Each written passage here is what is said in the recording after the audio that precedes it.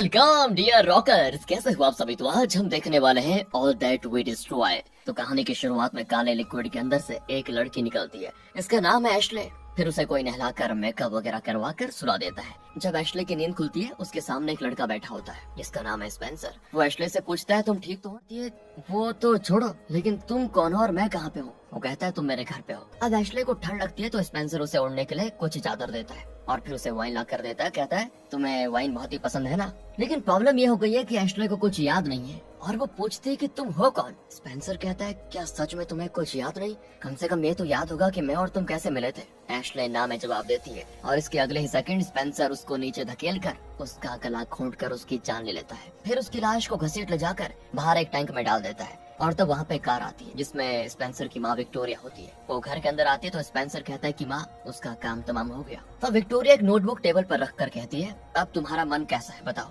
तुम्हें जो फील हो रहा है वो इस नोटबुक में लिखो। तो स्पेंसर गुस्से में कहता है, वो तो मैं लिख दूंगा, लेकिन मैं अभी बता देता हूँ कि उस लड़की को देखकर मुझे कोई फीलिंग आई ही नहीं। कहकर वो चला जाता है। दोस्तों, विक्टोरिया एक जेनेटिक्स रिसर्च साइंटिस्ट है। उसका अपना एक लैब है। वहीं पर वो ब्लैक लिक्विड होता है जो हमने मूवी की शुरुआत में देखा था। और ये कहानी काफी फ्यूचर में हो रही है, यानी यहाँ पे काफी हाई टेक इक्विपमेंट्स रखे हुए हैं। तो विक्टोरिया की इक्विपमेंट को ऑन करती है तो उसे कुछ रिपोर्ट्स दिखाते हैं वो, और वो भी होलोग्राम में। इतने में स्पेंसर वो नोटबुक अंदर सरकाता है, लेकिन उसने कुछ नहीं लिखा होता। तब विक्टोरिया को उसका पति यानी स्पेंसर के पापा का कॉल आता है जिसका नाम है पार्कर। और ये कोई नॉर्मल कॉल नहीं है, क्योंकि विक्टोरिया एक छोटा चिप अपने सर पर फिक्स करती है और अगले सेकंड उसका कॉन्शियसनेस टेलीपोर्ट होकर डिजिटल दुनिया में चला जाता है। और ऐसा लगता है जैसे वो खुद पार्कर के पास जाकर उससे बातें कर रही है। इस तरह की डिजिटल दुनिया में इनकी बातचीत होती है। पार्कर पूछता है, क्या कोई सुधार हुआ बच्चे में? विक्टोरिया कहती, कोई सुधार नहीं आया उसमें, और तो और उस लड़की को भी उसने मार डाला। तो पार्कर कहता है, तुम समझने की कोशिश क्यों नहीं करती? उसे मेडिकल प्रॉब्लम है,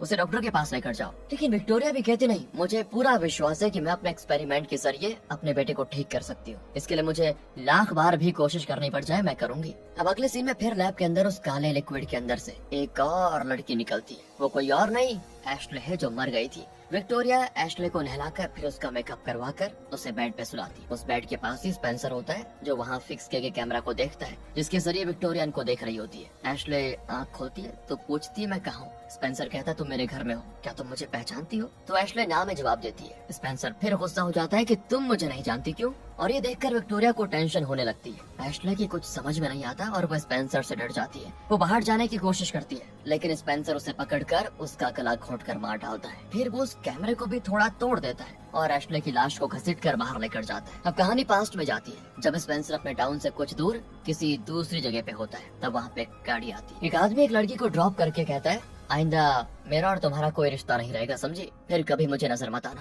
कहकर वो चला जाता है। वो लड़की काफी गुस्से में कहती है कि तुम भी अगर मुझे कहीं दिख गए ना तो मुंह तोड़ दूंगी तुम्हारा। यही है दोस्तों एशले। और स्पेंसर पहली बार एशले से इसी तरह मिला था। तब स्पेंसर को विक्टोरिया का मैसेज आता है कि बेटा, तुम टाउन से लगभग आधे मील की दूरी पर हो, राइट? पैदल चले गए थे क्या? अंधेरा होने से पहले घर लौट जाना। अब स्पेंसर उसको देखकर एशले के पास जाता है और कहता है कि मेरा नाम स्पेंसर है, मैं पास ही के टाउन में रहता हूँ। वैसे तुम जिस दिशा में जा रही हो वो गलत है, उस तरफ ना ही कोई हाईवे है और ना ही कोई टाउन। मेरे साथ इस तरफ चलिए, मेरा टाउन आ जाएगा। एशले कहती है, ठीक है, मैं भी तुम्हारे टाउन चलूंगी। दोनों टाउन की ओर चलने लगते हैं। फिर इसी बीच एशले कहती है, मुझे बहुत ही ठंड लग रही है। स्पेंसर उसे अपना कोट दे देता है। दोनों फिर स्पेंसर कहती है, तुम्हारा घर तो यार बहुत ही बढ़िया है, तुम अकेले रहते हो क्या? वो कहता है, मैं और मेरी माँ यहाँ पे रहते हैं। मेरी माँ जेनेटिक्स रिसर्च साइंटिस्ट है और वैसे ही काम करती है। फिर एशले स्पेंसर की ड्राइंग्स देखकर उसकी बड़ी तारीफ करती है कि मुझे भी आर्ट में बहुत इंटरेस्ट है। कहकर वो अपने हाथ पर बना टैटू दिखाती है। दोनों फिर साथ में डांस करने लगते हैं और स्पेंसर को एशले बहुत ही पसंद आ जाती है। लेकिन एशले कहती है, प्लीज प्लीज हाथ उठाओ, इतनी भी जल्दी क्या है,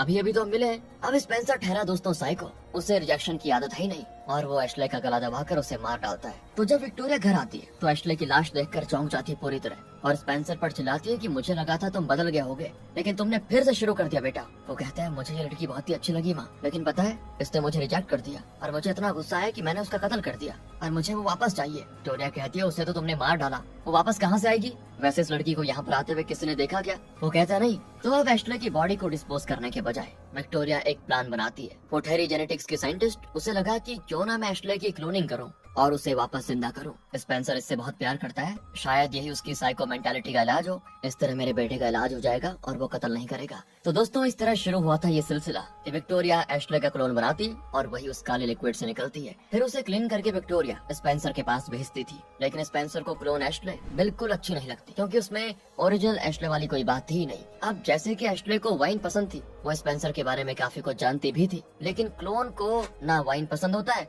और ना ही वो स्पेंसर को पहचान पाती है। इसीलिए स्पेंसर को गुस्सा आ जाता है और हर बार वो विक्टोरिया की बनाई हुई क्लोन को यानी एश्ले क्लोन को मार देता है। इस बार विक्टोरिया उसे बहुत डांटती है कि मैं तुम्हारी ओरिजिनल एश्ले की तरह क्लोन्स को बनाने की कोशिश कर रही हूँ, लेकिन तुम्हें क्लोन्स को थोड़ा टाइम देना पड़ेगा, लेकिन तुम हो कि झट से उसका कत्ल कर देते हो। ऐसा कैसे चलेगा? देखो मैं बस तुम्हें खुश देखना चाहती हूँ, तुम्हें ठीक करना चाहती हूँ बेटा, इसीलिए तो इतनी मेहनत कर रही हूँ दिन रात। प्लीज मुझे थोड़ा टाइम दे दो, मैं हर महीने में बिल्कुल एश्ले जैसी एक क्लोन बनाकर तुम्हें दे दूंगी। फिर ये बातें सुनने के बाद स्पेंसर भी मान जाता है। अब विक्टोरिया पार्कर को बताती है कि मैं अपने क्लोन को किसी भी तरह से परफेक्ट बनाकर अपने बेटे को दूंगी, जो एश्ले जैसा सोचेगी और एश्ले की तरह ही बात करेगी। फिर मेरा बेटा साइको नहीं रहेगा, वो ठीक हो जाएगा। विक्टोरिया एक नया क्लोन बनाती है जो पिछले वाले क्लोन्स के मुकाबले काफी इम्प्रूव्ड होता है और वो क्लोन उस काले लिक्विड से निकलती है। तो पहले विक्टोरिया उसको नहलाकर तैयार करती है। दूसरी ओर स्पेंसर ड्राइंग कर रहा होता है अपनी, और उसकी ड्राइंग्स काफी वियर्ड होती है, जिनसे साफ पता चलता है कि उसकी दिमागी हालत ठीक नहीं है। फिर विक्टोरिया आती है और बताती है कि मैंने नई क्लोन बना दी है बेटा,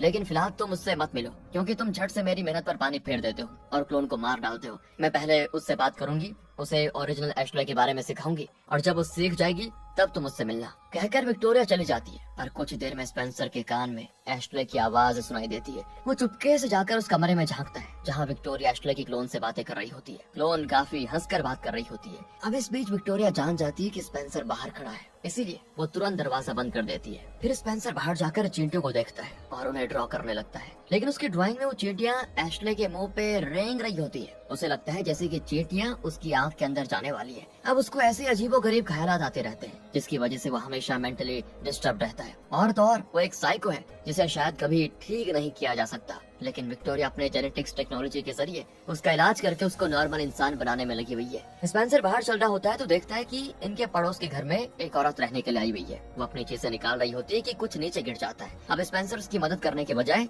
बिल्कुल चुपचाप खड़ा रहता है। तो वो कहती है, मुझे लगा तुम मेरी मदद करोगे। ये सुनकर स्पेंसर तुरंत उसकी मदद के लिए चला जाता है। तो इस पड़ोसन का नाम है मरीसा। दोनों का आपस में परिचय हो जाता है, लेकिन मरीसा नहीं जानती कि स्पेंसर एक साइको है। अब घर आकर स्पेंसर मरीसा को ड्रॉ करता है, पहले वो भी बहुत ही अलग तरीके से। फिर स्पेंसर को लगता है जैसे ड्राइंग वाली मरीसा पलक झपका रही है। इतने में मरीसा स्पेंसर के घर ही आ जाती है। तो विक्टोरिया दरवाजा खोलकर पूछती है, आप कौन है? मरीसा कहती है, शायद आप ही स्पेंसर की माँ है। सुबह स्पेंसर ने मेरी मदद की थी, इसलिए उसके लिए मैं कुकीज बनाकर लेकर आई हूँ। मेरा नाम मरीसा है और आपके पड़ोस में रहने के लिए आई हुई हूँ। पर माँ उसे घर के अंदर नहीं बुलाती, बल्कि कुकीज ले लेती है और थैंक्स कहकर दरवाजा बंद कर देती है। फिर वो स्पेंसर पर बरस पड़ती है कि तुम बाहर के किसी से भी कांटेक्ट मत रखा करो। अपनी हालत को तो तुम जानते ही हो, कहीं गुस्से में तुमने उसे कुछ कर दिया तो लेने के देने पड़ जाएंगे। देखो फिलहाल तुम अपना पूरा ध्यान सिर्फ एश्ले पर ही लगाओ। फिर विक्टोरिया एश्ले के बारे में इंटरनेट पे सर्च करती है और उसकी बचपन की फोटोज और उसकी कुछ गिनी चुनी डिटेल्स निकालती है और उन्हें वो एश्ले की क्लोन को दिखाती है। अपने बारे में जानकर वो क्लोन बड़ी खुश होती है, लेकिन दूर से ये सब देखकर स्पेंसर को बड़ा गुस्सा आता है, क्योंकि माँ उसे एश्ले से मिलने नहीं दे रही है फिलहाल। और फ्रस्ट्रेशन में वो सीधा मरीसा के घर चला जाता है और उसको उसकी ड्राइंग दिखाता है जो स्पेंसर ने बनाई थी। देखने के बाद वो भी बहुत इम्प्रेस हो जाती है और कहती है, तुम तो वाकई में बहुत ही बढ़िया आर्टिस्ट हो, तुम मुझे एक टैटू डिजाइन करके दोगे? मैं उसको अपने गले पे टैटू करना चाहती हूँ। अब उसका गला देखकर स्पेंसर को अजीब फील होता है, क्योंकि उसे एश्ले का करदत सी पड़ चुकी थी, लेकिन वो मरीसा को कुछ नहीं करता और घर आ जाता है चुपचाप। माँ फिर गुस्सा होती है कि तुम बाहर क्यों गए थे? तो स्पेंसर कहता है, मैं घर में बंद पड़ा नहीं रह सकता, मुझे भी लोगों से मिलने का मन करता है, दोस्त बनाने का मन करता है। माँ कहती है, तुम्हें एश्ले चाहिए ना, कल वो पूरी तरह से तैयार हो जाएगी और बिल्कुल एश्ले की तरह तुमसे पेश आएगी। प्लीज दूसरों से मिलना बंद कर दो। अब अगले दिन दोस्तों एश्ले मतलब उसकी क्लोन को स्पेंसर से मिलवाने से पहले विक्टोरिया उसे फिर बताती है कि अच्छे से याद रहे कि स्पेंसर ही तुम्हें यहाँ पे लेके आया था और तुम्हें वाइन भी बहुत ही पसंद है। स्पेंसर बहुत ही अच्छी ड्राइंग्स करता है, इसीलिए तुम्हें उससे उसकी ड्राइंग के बारे में पूछना है, उससे ऐसे पेश आना है जैसे कि तुम उसको जानती हो। फिर वो एश्ले को स्पेंसर से मिलवाती है, लेकिन विक्टोरिया को डर जरूर है कि कहीं स्पेंसर इस क्लोन को भी जान से मार न डाले। पहले स्पेंसर एश्ले से पूछता है, क्या तुम वाइन लोगी?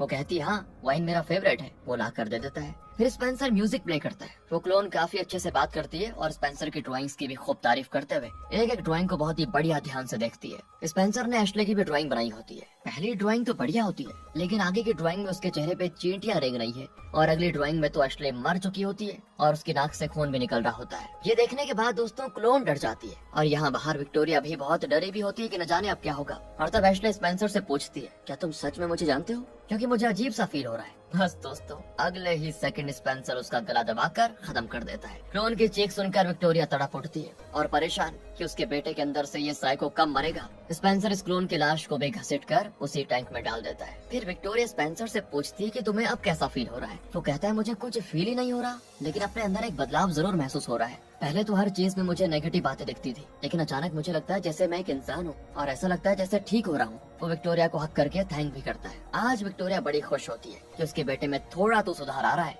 और फिर वो पार्कर को डिजिटल कॉल के जरिए सब बता देती है कि कई साल बाद बेटे ने मुझे थैंक किया और मेरे गले भी लगा। लगता है मेरा एक्सपेरिमेंट रंग ला रहा है, मेरा बेटा ठीक हो रहा है। अब मैं और भी कई क्लोन्स बनाकर स्पेंसर की साइको वाली मेंटालिटी को पूरी तरह से ठीक कर दूंगी और फिर वो दूसरे नॉर्मल बच्चों की तरह स्कूल और कॉलेजेस की पढ़ाई कर पाएगा और एक अच्छी लाइफ जी पाएगा। लेकिन विक्टोरिया नहीं जानती कि उसके क्लोन्स के जरिए स्पेंसर ठीक नहीं हो रहा, बल्कि वो इसीलिए थोड़ा नॉर्मल हो रहा है क्योंकि वो मरेसा से मिलने लगा है। अगले सीन में स्पेंसर अपने घर के पास होता है और तब मरेसा जॉगिंग कर रही होती है। वो उससे पूछती है, तुम हमेशा इतने खामोश क्यों रहते हो? तो वो भी कह देता है, मुझे खामोशी पसंद है। फिर वो आगे कहती है, मुझे भी मेरे थेरेपिस्ट ने कहा कि अपनी पसंद की एक्टिविटीज करो, मन को शांत रखो। मुझे ईटिंग डिसऑर्डर है ना, और मेरे उतने ज्यादा फ्रेंड्स भी नहीं है, हमेशा डिस्टर्ब ही रहती हूँ, इसलिए मैं थेरेपिस्ट को कंसल्ट कर रही हूँ। स्पेंसर कहता है, मैं भी एक थेरेपिस्ट को कंसल्ट करता था, लेकिन आजकल मैं वहाँ जाना बंद कर दिया हूँ। मनीषा पूछती है, अच्छा क्या तुम्हें भी वो ईटिंग डिसऑर्डर है? तो स्पेंसर कहता, नहीं, मुझे दूसरे टाइप का डिसऑर्डर है। अब इससे पहले कि स्पेंसर आगे कुछ कहता,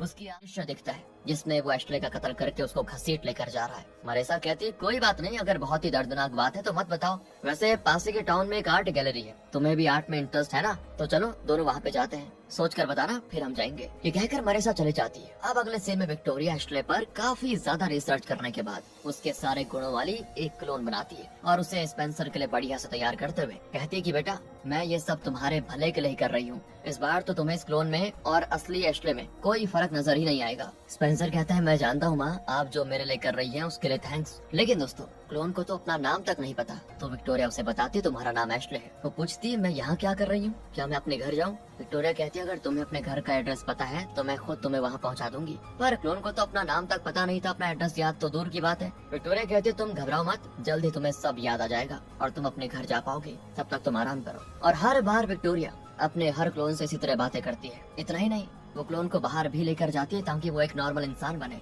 फिर विक्टोरिया क्लोन को स्पेंसर के बचपन की एक वीडियो दिखाती है जिसमें वो अपने डॉग के साथ खेल रहा होता है। वो क्लोन को बताती है, ये मेरा बेटा है, अब वो बड़ा हो गया है। एशले पूछती है, स्पेंसर का डॉग कहाँ है? तो विक्टोरिया मैक्स नाम का एक कब्र दिखाकर कहती है, वो डॉग एक एक्सीडेंट में बहुत ही घायल हो गया था और एक हफ्ता मौत से लड़ता रहा, फिर आखिर में मर गया बेचारा, ये उसी की कब्र है। उसके पास ही एक और कब्र होती है जिसपे लिखा होता है लकी। तो विक्टोरिया क्लोन को बताती है, ये भी हमारा एक डॉग ही था। दूसरी ओर स्पेंसर मरेसा के साथ टाउन चला जाता है और पहली बार वो इतने सारे लोगों को देख रहा होता है और तो और वो उस आर्ट गैलरी में जाकर कई अलग अलग तरह की ड्राइंग्स और कलाकृतियां भी देखता है। तो मरेसा पूछती है, तुम इतने अनकंफर्टेबल क्यों लग रहे हो? वो कहता है, मैंने कभी इतने सारे लोगों को एक साथ नहीं देखा ना, इसीलिए। हैं?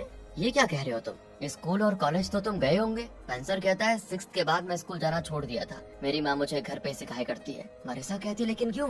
तब वो कहता है कि स्कूल में भी मैं खामोश ही रहता था, मुझे वियर्ड समझते थे सभी। एक बार स्कूल की एक लड़की मुझे चढ़ा रही थी, वो एक पेड़ पे चढ़ी और कहने लगी, तुम कभी पेड़ पे नहीं चढ़ सकते। मुझे गुस्सा आया और मैं पेड़ पे चढ़ा और उस लड़की को हराने के इरादे से उससे भी ऊपर चढ़कर मैंने उसको नीचे धकेल दिया और गलती से वो नीचे गिरकर मर गई। उसके बाद से मेरी माँ ने मुझे स्कूल नहीं भेजा। तो मरेसा कहती है, अच्छा ये बात है, खैर मैं तुम्हें एक सरप्राइज देने के लिए यहाँ पे लेकर आई हूँ। कहकर वो उसको एक ड्राइंग के पास लेकर जाती है। स्पेंसर ने मरीसा की जो ड्राइंग बनाई थी उसे मरीसा ने इसी आर्ट गैलरी में रखवा दिया था। तब वो स्पेंसर को बताती है कि लोग इसकी बड़ी तारीफ कर रहे हैं, बताए तुम बहुत ही टैलेंटेड हो स्पेंसर, और फ्यूचर में हम सिर्फ और सिर्फ तुम्हारी ड्राइंग्स का ही एक एग्जीबिशन इस आर्ट गैलरी में रखेंगे। दोस्तों लाइफ में किसी ने भी स्पेंसर को इतना एनकरेज नहीं किया था और आज इसकी वजह से स्पेंसर मरीसा को पसंद करने लग जाता है। अब यहाँ विक्टोरिया स्पेंसर को घर में ना पाकर अपने फोन से स्पेंसर के फोन को ट्रेस करने की कोशिश करती है, लेकिन स्पेंसर अपना फोन घर पे छोड़ गया था। यहाँ स्पेंसर और मरीसा रात को लौट आते हैं और स्पेंसर मरीसा को बाय कहकर अपने घर आ जाता है। और तब ऊपर खड़ी एश्ले को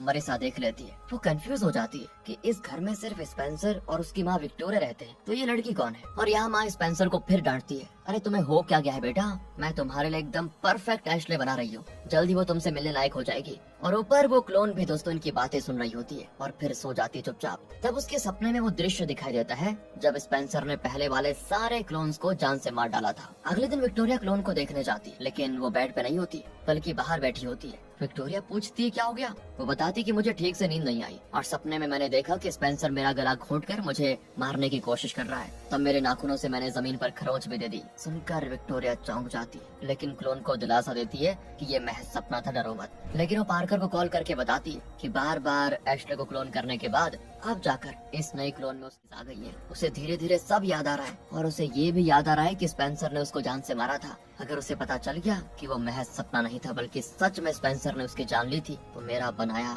ये खेल एक पल में बिगड़ जाएगा। लेकिन एश्ले नई क्लोन बाहर आकर उस जगह पहुंच जाती है जहां स्पेंसर ने ओरिजिनल एश्ले को मार डाला था, क्योंकि क्लोन के सपने में उसको ये जगह दिखाई दे रही थी। और जैसा उसने सपने में देखा था वहाँ फर्श पर नाखूनों से खरोंचने के निशान भी होते हैं। क्लोन समझ जाती है कि जरूर स्पेंसर ने ही मुझे मारने की कोशिश की थी। लेकिन दोस्तों क्लोन अब तक ये नहीं जानती कि असली एश्ले मर चुकी है और वो खुद एक क्लोन है। फिर वो स्पेंसर की बनाई हुई ड्राइंग्स भी देखती है जिसमें स्पेंसर ने एश्ले को मरी हुई हालत में ड्रॉ करके रखा होता है। तो शौक होकर वो उस ड्राइंग बुक को भी चुपचाप लेकर अपने कमरे में आ जाती है। अब यह स्पेंसर विक्टोरिया से कहता है कि प्लीज अब आप एश्ले के क्लोन्स बनाना छोड़ दीजिए, उसकी कोई जरूरत नहीं है, मैं मरीसा के साथ खुश हूँ। पर विक्टोरिया कहती है शुरू में तो सब सही रहेगा, लेकिन एक दिन तुम उसको भी मार डालोगे बेटा, फिर क्या होगा। मेरी बात मानो, थोड़ा इंतजार करो, तुम्हारे अंदर के साइको का इलाज करने के लिए ही तो मैं इतने सारे क्लोन्स बना रही हूँ। इस आखिरी क्लोन को तुम एक चांस दे दो, सब सही हो जाएगा। तो अगले दिन दोस्तों मरीसा स्पेंसर के घर पर आती है, तो वहाँ विक्टोरिया क्लोन के साथ बातें कर रही होती है। अब मरीसा जानने की कोशिश करती है कि आखिर ये लड़की है कौन।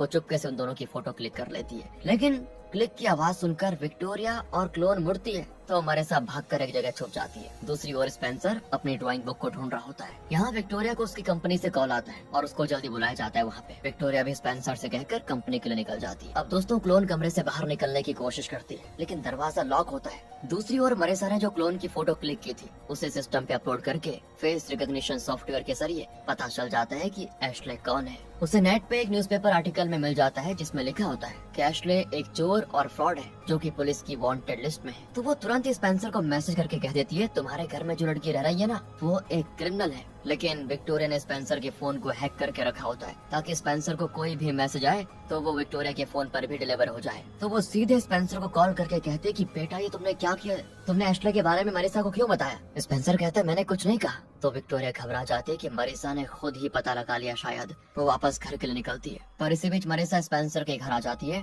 और उससे पूछती है कि तुमने मेरे मैसेज का रिप्लाई क्यों नहीं किया। वो लड़की जो तुम्हारे घर में रह रही है उसके बारे में तुम कुछ जानते भी हो क्या। वो कहता है तुम उसे नहीं जानती मरीसा, लेकिन मैं अच्छे से जानता हूँ। उसका नाम एश्ले है और वो पुलिस की वांटेड लिस्ट में है। इसी बीच एश्ले की क्लोन अपने कमरे से बचने के लिए एक हथौड़े से लॉक को तोड़ने लगती है। आवाज सुनकर मरीसा स्पेंसर से कहती है वही लड़की होगी पक्का जो ताला तोड़ रही होगी, जल्दी पुलिस को कॉल करो, उसे अरेस्ट करवाना होगा। अब स्पेंसर टेंशन में तो होता है और उसकी समझ में नहीं आता कि वो इस सिचुएशन को कैसे हैंडल करे। उसके अंदर का साइको फिर जाग जाता है दोस्तों और मरीसा का गला घोंटकर वो उसे मार डालने की कोशिश करता है, पर मरीसा एक बोतल उसके सर पे दे मारकर उसको घायल कर देती है और फिर 911 को कॉल करती है और वो कॉल भी उठा लेते हैं। लेकिन स्पेंसर ने मरीसा का गला कस के पकड़ा होता है और वो भी कुछ बोल नहीं पाती। फिर एक ग्लास पीस को मरीसा पर घोंप कर वो उसका कत्ल कर देता है। इसी बीच कमरे से क्लोन बाहर निकल आती है और वो ये दृश्य देख लेती है और पूरी तरह डर जाती है। इसी बीच विक्टोरिया घर के अंदर आ जाती है तो एश्ले जल्दी से लैब में जाकर छुप जाती है और वहाँ वो विक्टोरिया की क्लोनिंग एक्सपेरिमेंट्स की सारी चीजें देखती है। वहाँ एश्ले की पर्सनल फोटोज होती हैं और सिस्टम पर वो एश्ले की बॉडी को देखती है। फिर वो बौखला जाती है कि ये तो मेरी बॉडी है।